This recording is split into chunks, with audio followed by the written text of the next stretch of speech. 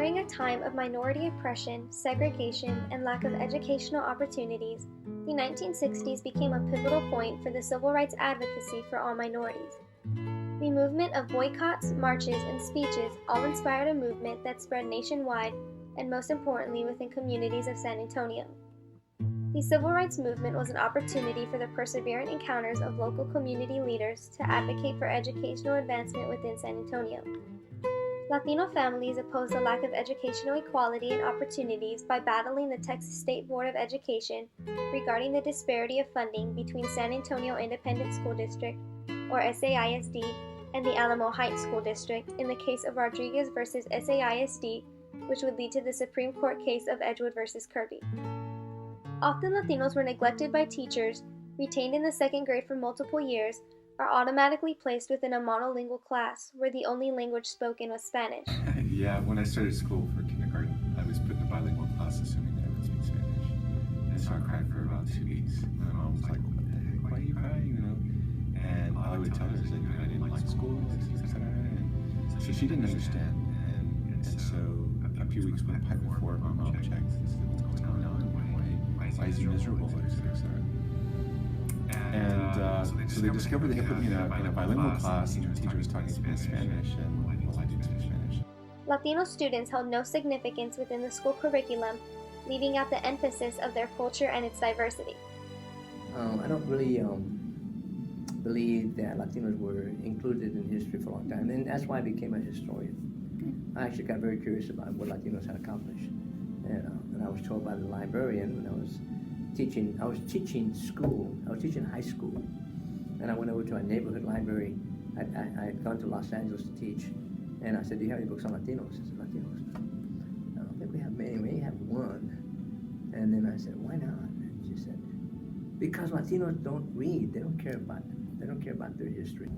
We've tried to make a point about is that history books should include Latino stories and Latino heroes, especially in a state like Texas where 40% of our population is Latino, and also because you've had many Latino men and women who have made such big contributions to history here in Texas. Often, the school system held low standards for this minority group. That we don't care about education, that we're lazy, that we're not motivated, that we're in gangs, that we're narcos. I could only afford to go to the 7th grade because I had to help out with my siblings, help my parents. So I started working when I was 13 years old. My education, I used to love it. I wanted to become a teacher. I wanted to become a lawyer. Thank the Lord. He gave me 4 children, and my husband sent them through school, to college, so they could provide for their families. And that's what they did. They're getting their education that I couldn't have. They're showing me that they can do it. There's no question that we need to do a better job in Texas in representing the Latino contributions in our history books so that people know the important contributions that different Latinos have made in Texas history and in American history. Looking beyond these racial stereotypes, funding within the education system was distributed unfairly. The history of our schools has always been to be biased. And if you don't fit nice and neat into what it's meant to be, then you don't do that well. And so, for example, here on the west side, the schools look very different than right down the street in Alamo Heights.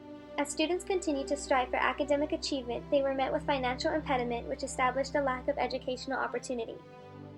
Once community leaders began to advocate against the inequalities Latino students faced, they decided to retaliate against the Bexar County Board of Trustees, the Commissioner of Education, and the State Attorney General. This would lead to the students and their families pursuing action. Judicial proceeding would lead to the historical court cases of Rodriguez versus SAISD. The School Improvement League worked solely on battling racial and economic inequalities within the school systems of the San Antonio area. As a result, the School Improvement League of San Antonio declared funding was not reasonably granted to lower-income school sectors. The School Improvement League validated that school finance form of Texas had not been regulated since the Gilmer-Aiken Law in 1949, which was a public education reform that was established to enhance school efficiency and student achievement by abolishing distribution of funds based on property taxes and student attendance. However, this series of laws made it mandatory for school districts to receive funding based on the revenue received from property taxes that were paid within the district.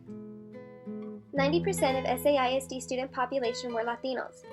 After the frustration that came along with the substantially low standards within their schools, students organized a walkout. On May 16, 1986, 400 Edgewood students and parents marched towards Edgewood's administration office with a list of grievances. On July 10, 1968, Demetrio Rodriguez and 7 other parents filed a lawsuit on behalf of students of SAISD, claiming that their tax rates were greater than the wealthy sectors, yet their children still received less funding within their school district. The defendants in this case were the State Board of Education and Bexar County Board of Trustees. Judge Adrian Spears delayed the case in order to give legislators an opportunity to address the grievances. However, legislators made no changes and simply the Supreme Court ruled 5-4, resulting in the loss for SAISD.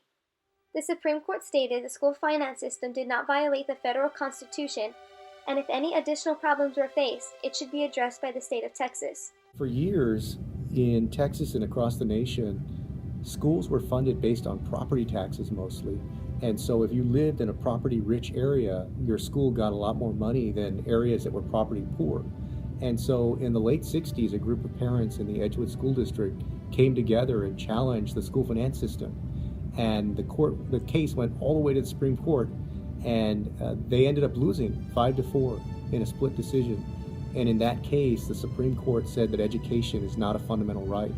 Years later, Latinos within the poverty-stricken school districts felt no change had occurred, and yet students still felt deprived of an equitable education. On May 23, 1984, William Kirby, the Commissioner of Education, received a lawsuit from the Mexican-American Legal Defense and Education Fund, otherwise known as MALDEF. The lawsuit would be filed on behalf of the parents and students of Edgewood Independent School District. This court case was centered on wealth discrimination within Edgewood ISD, which had about $38,000 per student's property wealth in comparison to Alamo Heights ISD, which had $570,000 per student's property wealth. The tax rate in Edgewood ISD was twice as high as the tax rate imposed on the Alamo Heights area. As a result, Alamo Heights ISD would ultimately have the opportunity to draw on master teachers and provide state-of-the-art facilities. Due to economic inequality, the education provided for Edgewood ISD was depreciated in comparison to Alamo Heights ISD. Finally, on June 30th, Texas legislature instilled a school reform to add funding to lower-income schools. However, this reform did not provide the resources to ensure academic rigor within the curriculum. MALDEF filed another lawsuit in 1985 to seek additional reforms to enhance the learning capabilities of lower socioeconomic statuses of students in the San Antonio area. 2 years later, funding was still discriminatory towards the lower-income areas. In 1987, the case was taken to Austin, where District Judge Harley Clark ruled that legislature must create a reasonable way to fund school districts. Sadly, the Court of Appeals reversed the decision, proclaiming education was not considered a basic right. The community emerged into a collective force to protest the injustices bestowed upon the students of lower socioeconomic statuses. On July 5, 1989, the parents and students presented the case to the Texas Supreme Court, and on October 2, 1989, Edgewood plaintiffs were victorious. By 1990, an equitable school system would be enforced for Edgewood ISD and surrounding school districts. Under the United States Constitution. Well, after that, the plaintiffs took their case to the Texas Supreme Court after about 15 years, and the Texas Supreme Court, in a unanimous decision, said that education is a fundamental right under the Texas Constitution, and it changed the way that we finance our schools in Texas. Beyond the shadows of doubts, these families came together to fight for a worthwhile cause. The heroic community took on many burdens to pursue solidity within the school systems. This battle would last 22 years, but would only be a stepping stone to impact the decisions of future leaders. By taking their stand in history, these activists would forever leave a lasting imprint to never give up and never be afraid to take a stand for what is honorable. And so for Latinos, I hope that they're proud of their community, that they're proud of the many heroes and contributors within the Latino community to American history, and that they always feel like there's incredible value in them. So I hope that people will do everything that they can to believe in themselves, but one of the ways that you do that is by surrounding yourself with people who believe in you, people that will help lift you up. There will be people that come along that see potential in you and believe in you, sometimes more than you believe in yourself. And you have to surround yourself with people like that, because they will help you achieve your dreams.